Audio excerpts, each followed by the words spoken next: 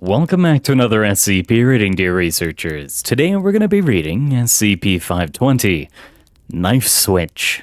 Now without further ado, item number 520, Level 2 Restricted, Containment Class Safe, Disruption Class Connect, Risk Class Notice. Special Containment Procedures. SCP-520-1 and -2 are to be stored in an inanimate item containment locker with standard positive action defenses.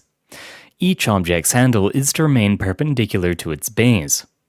The handles and contacts may be secured by sturdy clamps made of insulating material. POI 520-A and POI 520-B are to remain in Foundation custody. As long as they do so voluntarily, they are to be accommodated comfortably without communication access. All electronic devices in each POI's suite should be checked weekly for damage or modification. Should POI 520-A and 520-B agree to meet, they're permitted 1 hour of face-to-face or video conference time per week. Previously it was written, tests of SCP-520-2 should be conducted using the smallest possible active zone setting. Both SCP-520-1 and SCP-520-2 must only be allowed to affect Foundation assets slated for disposal. Now it is written, testing is currently suspended. See Incident 520-16. Description.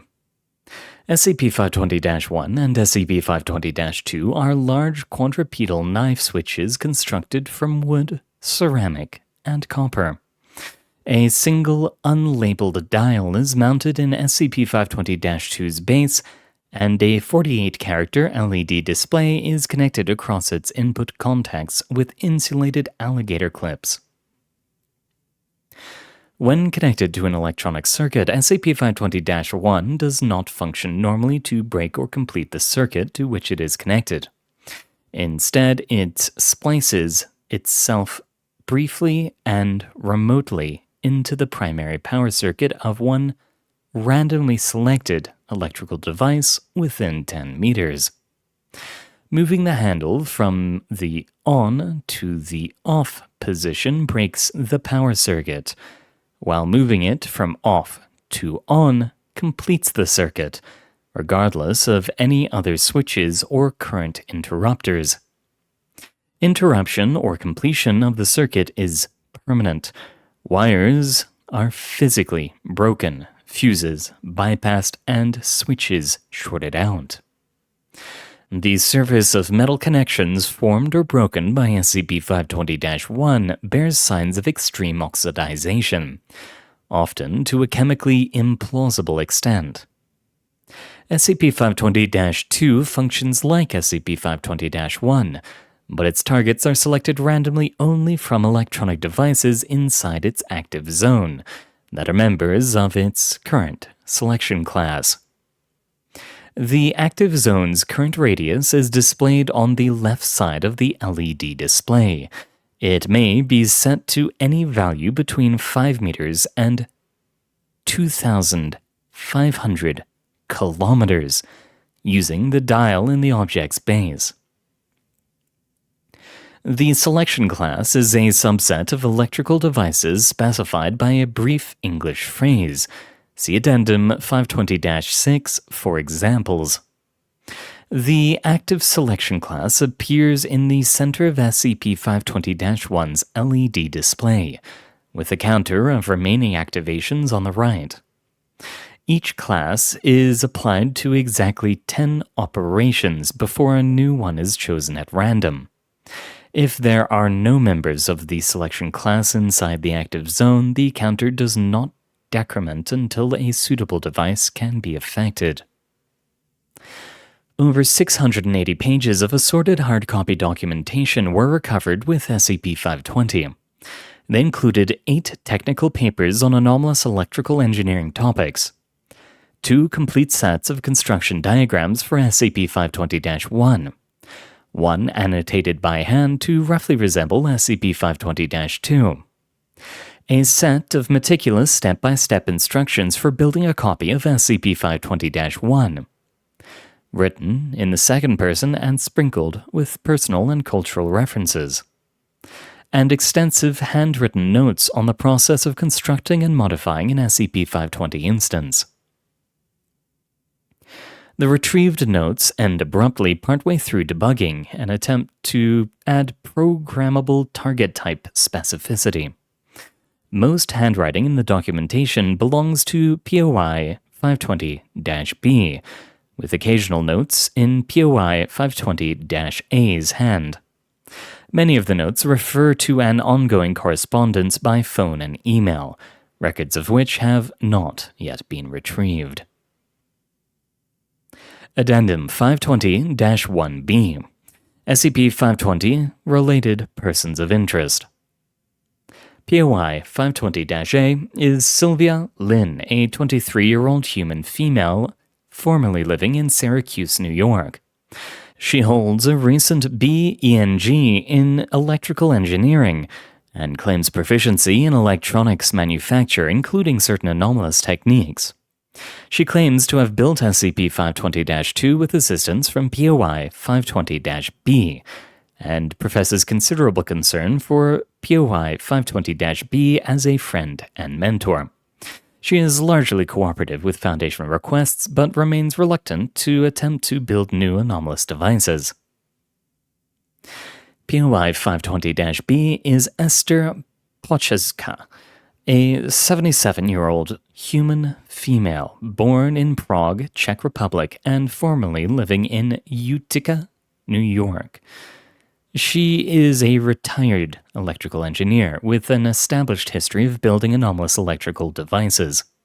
She claims to have designed SCP-520-1, written the manuals and diagrams retrieved with the object, and provided the designs and documentation to POI 520-A as part of a long-distance mentor-student relationship. Since containment, she has expressed no desire to contact POI 520-A. Shortly before being contained by the Foundation, POI 520-B suffered minor ischemic brain damage as a result of a pacemaker failure, with symptoms including partial retrograde amnesia.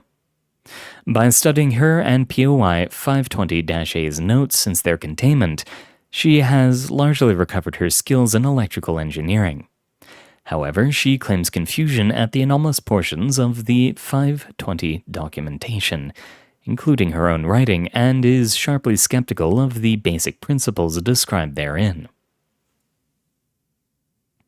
Addendum 520-6, Sample Selection Classes. The following device selection classes in reverse chronological order have been observed since SCP-520 came into Foundation custody. Fluorescent ceiling light, doorbell, Honda Accord power steering, library fire alarm, neonatal ventilator, synchrotron, safety control rod activation mechanism, pacemaker. Incident 520-16. On 05/14/2016, researchers conducting routine experiments activated SCP-520-2 11 times. The first 10 activations affected Foundation-owned fluorescent lamps without incident.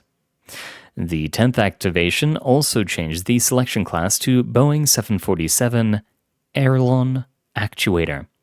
Since no aircraft were present in the effect radius, researchers took the opportunity to test SCP-520-2's function in the absence of suitable targets. When the switch was activated for the 11th time, however, researchers noted only slight stiffness in the handle. A later examination showed that the force applied to move SCP-520-2's handle was first diverted to adjust its effect radius selection dial and enlarge the activation zone. Simultaneously, Qantas flight was lost near Perth with all 532 passengers and crew. Foundation assets embedded with crash investigators successfully retrieved the airplane's relevant hydraulic flight control systems and confirmed all 4 aileron actuators to have been disabled by SCP-520. All testing with SCP-520 has been suspended, pending development of an alternate method of changing the object's selection class. And with that, we've reached the end of our reading, dear researchers. Thank you very much for coming. It has been an honor reading for you. Good luck out there, and I hope to see you all next time.